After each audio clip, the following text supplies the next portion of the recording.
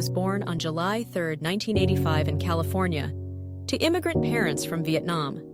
She was the oldest of 3 children, and her parents, who had come to America seeking a better life, placed their hopes and dreams on her success. From an early age, Annie demonstrated a sharp intellect, a passion for science, and a determination to succeed. She excelled in school and was always looking for ways to push herself further. Annie's parents were incredibly proud of her when she was accepted to Yale University, one of the most prestigious Ivy League schools in the world. She had always dreamed of pursuing a career in science, particularly in the field of pharmacology, and Yale's graduate program was the perfect fit. At Yale, Annie's intelligence and work ethic quickly gained her recognition. Her academic prowess earned her respect from both her professors and her peers. But Annie was not just a brilliant student. She was also known for her kind heart and caring nature. She had a tight-knit group of friends and was especially close to her fiancé, Jonathan Wadowski. Jonathan and Annie had been together for several years, and their relationship had grown serious.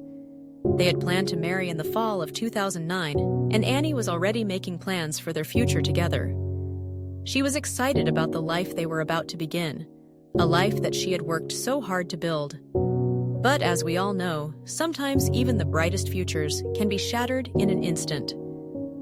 On September 8, 2009, Annie left her apartment early in the morning, heading toward the Kline Biology Tower at Yale's medical school. This was a building she frequented as part of her research for her doctoral studies. She was supposed to spend the day working on her project, but by the end of the day, she had not responded to any of her messages or phone calls. Jonathan, realizing something was wrong, tried to reach her throughout the day, but was unsuccessful. As hours passed without any word from Annie, he became increasingly concerned. Annie had always been reliable and communicative, so her silence was completely out of character.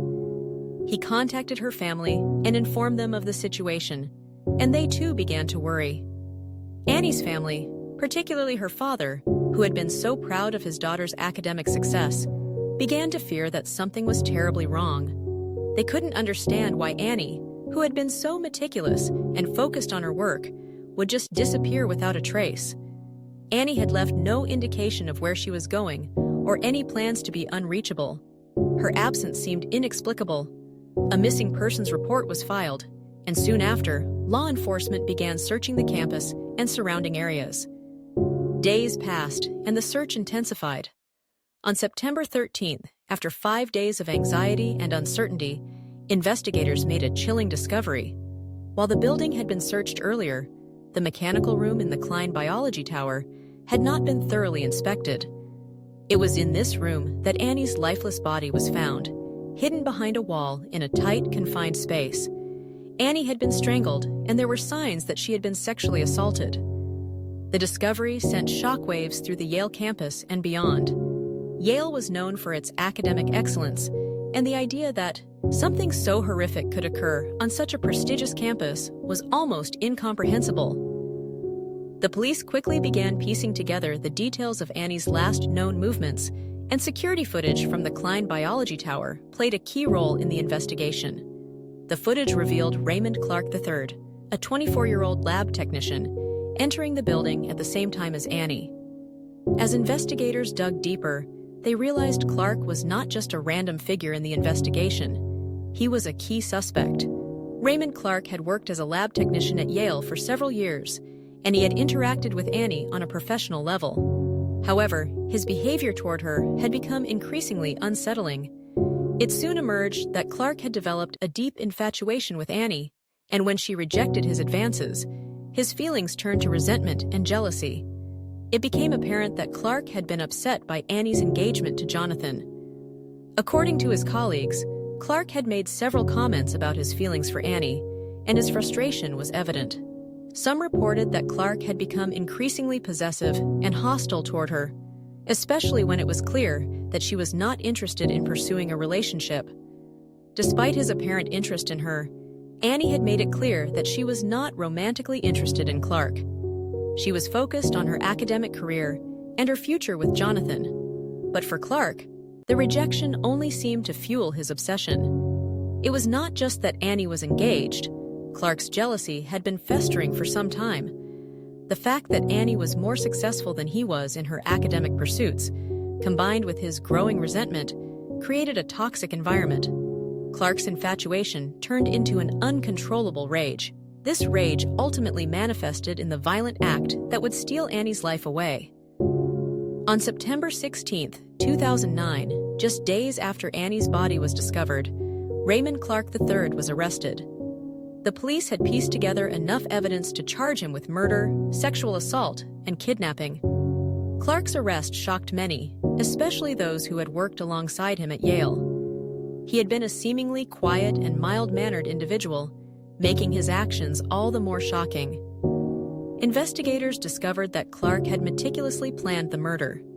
He had hidden Annie's body in the mechanical room of the building, attempting to conceal his crime. However, the forensic evidence, combined with his suspicious behavior in the days following the murder, left little doubt about his guilt. Clark's trial began in 2011, nearly 2 years after the murder. During the trial, the prosecution revealed disturbing details about Clark's obsession with Annie and how his jealousy had turned into violence. The defense argued that there was insufficient evidence to convict Clark, but the overwhelming forensic evidence, security footage, and the testimonies from witnesses painted a clear picture of his guilt. Ultimately, Raymond Clark was convicted of first-degree murder and sentenced to 44 years in prison. The case was a tragic reminder of how unchecked obsession and resentment can lead to devastating consequences. The murder of Annie Lee left a profound impact not only on her family and friends, but also on the entire Yale community.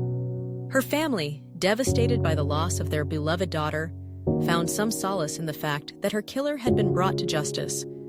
But they would never recover from the loss of the bright future that was stolen from Annie. The case also raised serious questions about campus safety. Yale University, which had always been viewed as a safe and prestigious institution, was shaken to its core by the murder. The tragic event led many to question the safety measures in place at universities across the country and forced Yale to reassess its security protocols, particularly regarding the safety of students and staff working in isolated or less secured areas.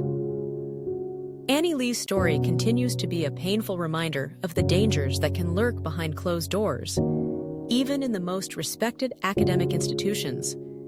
It also underscores the importance of recognizing and addressing unhealthy relationships and obsessive behaviors before they escalate into violence.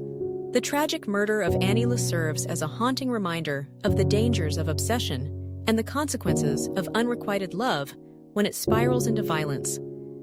This case also highlighted the vulnerabilities that can exist even in seemingly safe spaces, like universities, where the pursuit of knowledge should be prioritized over any form of emotional manipulation. At Shadow of Crime Chronicles, we focus on uncovering stories like Annie Lee's, stories that need to be told and remembered.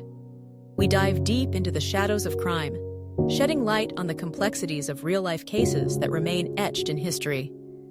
If you found this case gripping and want to explore more dark and unsettling stories, please subscribe to Shadow of Crime Chronicles. Join our growing community as we uncover the mysteries, explore hidden truths, and bring justice to the forefront of our conversations. Don't forget to hit the subscribe button. We'll be bringing you more stories from the world of crime, mystery, and justice. Your support helps us continue our work and keep these important discussions alive. Thank you for watching. Stay curious, stay vigilant, and remember, the truth always finds a way to the surface in the Shadow of Crime Chronicles.